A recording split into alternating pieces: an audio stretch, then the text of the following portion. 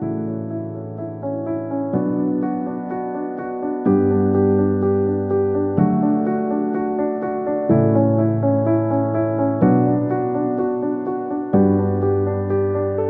followers of the Practical Money with Theo channel, before I begin our second episode, I would like to thank you deeply for your feedbacks and your advice received after you've seen our first episode, which was about money. Your feedbacks show that you really care about the future of this channel. I will put these into action, but progressively. Now today, I'm very, very excited to introduce to you our second episode, Income versus Worth. You know, sometimes you're not worthy, you're just well paid. Let me paint you a picture. You know that colleague at work, nicer car, holiday twice a year, always the first to say, I will get this round. They smell expensive, they look the part. And you've been quietly wondering, what's the secret? Here is the secret. They're broke, just well-dressed broke. Now, I'm not here to judge because most of us have been that person at some point. But today, we are going to talk about one of the most important money lessons, as always, that nobody teaches at school. The difference between income and worth. And I promise you, by the end of this video, you will never look at the big salary in the same way again. Before I get started though, just a quick note. This channel is for educational purposes only and reflects my own views and experiences. I'm not a financial advisor, so this is not personal finance advice. So, what is the difference? Let's keep this simple. Income is the money coming in. Your salary, your wage, your side hustle, your overtime. It arrives in your account. And if you're not paying attention, it leaves just quickly. Sometimes even faster. Worth is what you keep and what grows. It's everything you own minus everything you owe. Your property, your investments, your pension, your savings, and so on.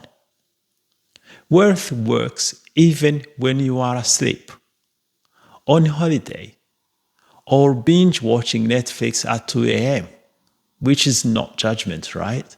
We've all been there. Here is my favorite way to think about it. Income is the river. Worth is the reservoir. You can have a massive river flowing through your garden. Impressive. It looks green. It looks great. But if there is no reservoir, the moment the rain stops, you're dry. And nobody really, really wants to be dry. I have some of the statistics that might shock you. Right, here is where it gets interesting and slightly uncomfortable. But stay with me. According to HSBC UK 2025 research, only 1 in 10 people earning over £100,000 a year would describe themselves as wealthy. That's only 1 in 10. That means 9 out of 10 people earning more than 96% of the country still don't feel worthy. If that doesn't make you question everything, I don't know what will. Now let me give you a picture of the UK worth gap, and I will make it simple. Imagine 10 people in a room. The richest person in the room owns nearly half of everything in it. The 5 people standing at the other end, all 5 of them combined, own less than a tenth. That's not income. That's worth. And it tells us that there is one very important thing. Earning a lot and owning a lot are 2 very different things. Why do high earners fall into the trap? So how does someone earn £80,000 a year and still end up with nothing to show for it? 3 reasons, and at least one of them will hit close to home. Number 1, lifestyle inflation, and why this is not entirely your fault. Now, the more you earn, the more you spend. Bigger house, better car, nicer holidays, fancier coffee. Your expenses just quietly follow your income up the ladder. This is called lifestyle creep, and it feels like progress, which is what makes it so dangerous. But here is the science behind it. There is something called Parkinson's law. It was originally about time. Work expands to fill the time available. But it applies perfectly to money too. Your spending expands to fill the income available. Get a pay rise, and somehow, by the end of the month, it's gone. Every time. It's not bad luck. It's not poor discipline. It's human nature. And knowing that is half the battle. And then here is the cruel twist. Even when you buy the nicer thing, the bigger house, the better car, the holiday upgrade, within few months, it just becomes normal. The excitement fades. The new car smells literally wears off. And then you want a newer car. Psychologists call this hedonic adaptation. It is happiness treadmill with no finish line. You keep running, you keep spending, and you never quite arrive. So lifestyle inflation isn't just about spending more. It's about chasing a feeling that keeps moving. And that chase is very, very expensive. Number 2, we have no assets. Income without investment is just a very exhausting treadmill. You're running hard. You're sweating, putting in the effort, and going absolutely nowhere. According to HSBC's 2025 report, nearly half of the people earning over £100,000 a year have zero investments. Zero. Earning big, building nothing.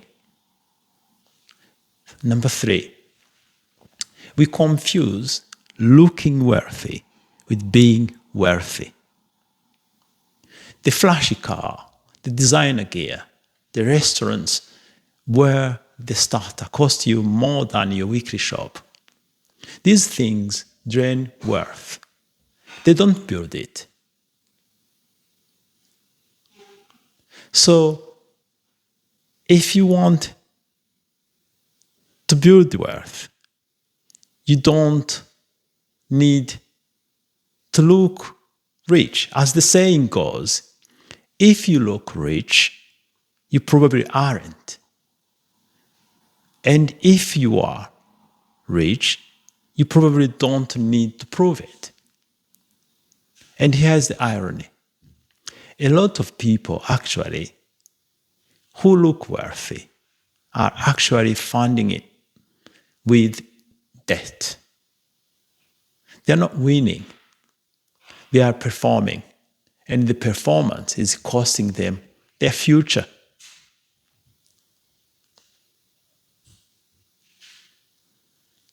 Here is a quick test.